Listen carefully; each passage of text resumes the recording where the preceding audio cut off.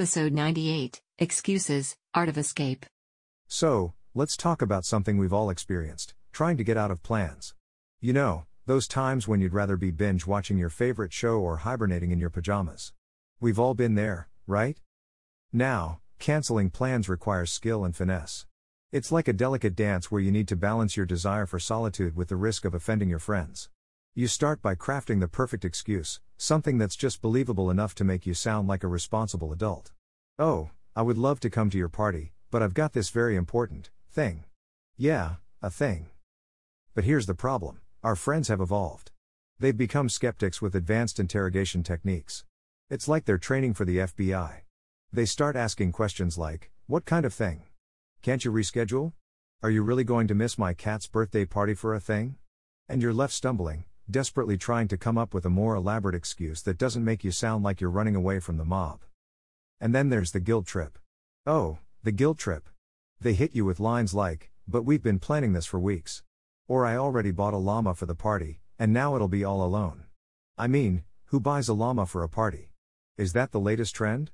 Forget balloons and confetti, let's get a petting zoo. But sometimes, we're the ones on the receiving end of the cancelled plans, and that can be just as frustrating. You're all dressed up, ready to go, and then you get the dreaded text, "Sorry, something came up." Really? What came up? Did a UFO abduct you? Did you suddenly develop an allergy to socializing? I need answers. And let's not forget the last-minute cancelers who think it's okay to bail 5 minutes before the event starts. They're probably sitting at home, eating popcorn, watching their favorite show, laughing at the thought of us standing there, waiting in our party outfits like a bunch of lost penguins. In the end, getting out of plans is like navigating a minefield of social etiquette and emotional manipulation. But hey, sometimes we just need a night to ourselves, right? So, here's to the introverts, the pajama enthusiasts, and the champions of cancelled plans. May you have many cozy evenings and guilt-free escapes. Thank you, folks. You've been a fantastic audience. Now, if you'll excuse me, I have a thing to attend to. Good night.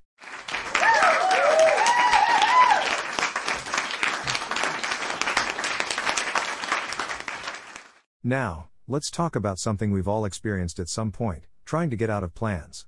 Ah, yes, the art of dodging social commitments. It's like a game of hide and seek, but instead of hiding from your friends, you're hiding from responsibility. You know, it always starts innocently enough. A friend invites you to some event, and you're like, "Yeah, sure, count me in." But then, as the day approaches, you start feeling the weight of your decision. Suddenly, the thought of putting on pants and leaving the comfort of your couch seems like an Olympic-level challenge. So, what do? You start strategizing, my friends. You become a mastermind of excuses. You channel your inner Sherlock Holmes to come up with the most believable and creative reasons to bail.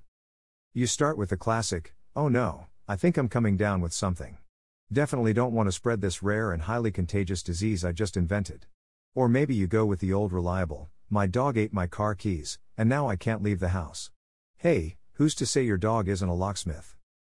But sometimes, it's not just about the excuse itself. It's about the delivery. You have to commit, my friends.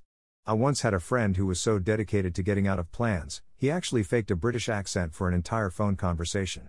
He went full-on Sherlock Holmes, except instead of solving crimes, he was solving the mystery of how to avoid social interaction.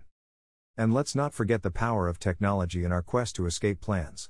Texting has become the ultimate weapon of avoidance. You can type up a perfectly crafted excuse while you're safe and cozy under your blanket. It's like having a Batmobile for canceling plans.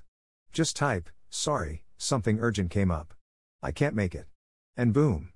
You're off the hook, and the only thing urgent that came up is a Netflix binge session. But here's the thing, folks. The universe has a way of conspiring against us. Just when you think you're in the clear, your friend sends you a message saying, "No worries. We'll come pick you up." And that's when you realize that getting out of plans is like playing a game of whack-a-mole. You hit one excuse down, and another one pops right up. In the end, we're all just human beings trying to balance social obligations and our desire for relaxation. So, the next time you're trying to get out of plans, remember that you're not alone. We're all in this together, dodging and weaving, hoping our friends won't hold it against us when we just need a little me time. Thank you, folks. You've been a fantastic audience. Keep dodging those plans and keep laughing.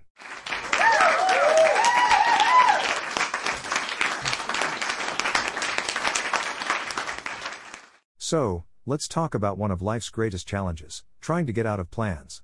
We've all been there, right? You make a commitment, and then you realize, wait a minute, I'd rather watch paint dry than go to that party. It's a delicate art, my friends, and I'm here to guide you through it. First, let's discuss the classic excuse, I'm busy. It's a simple yet effective approach. You can go with the classic I have a doctor's appointment, but be careful, because people might actually start suggesting doctors for you. Trust me, you don't want that. Instead, go for something more mysterious like, I have an important meeting that could change the world. I can't disclose any details, but it involves me wearing a cape and possibly fighting crime. But what happens when the event you're trying to avoid is a wedding? Oh boy, that's a whole different level of commitment. You can't just send a text like, sorry, I'd rather stay home and binge watch cat videos. No. You need an airtight excuse. My personal favorite is pretending to have a family emergency. Just be careful not to make it too extreme. You don't want your friends asking, is everything okay? Should we send a search party? Sometimes, though, you just need a break from socializing. And that's totally okay. You're not antisocial, you're pro-nap. You need some quality me time. I've even created a scientifically proven formula for this, T = E + W, Z, where T is time for yourself. E is excuse-making energy. W is willpower, and Z is zero guilt. Use this equation wisely, my friends. Now, I must admit, I'm not the best at getting out of plans.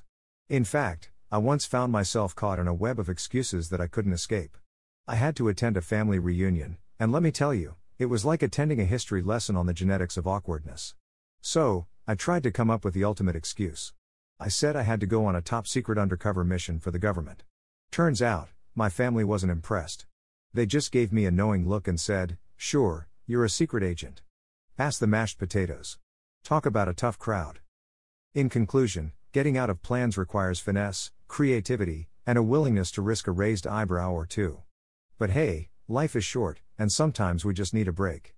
So, the next time you're desperately searching for an excuse, remember my equation and don't be afraid to embrace your inner creative genius. Thank you, and good night.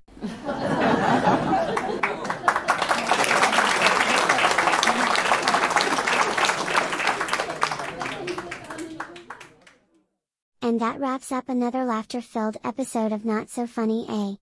If you enjoyed the jokes generated by our AI algorithms, don't forget to hit that subscribe button and join our comedy-loving community.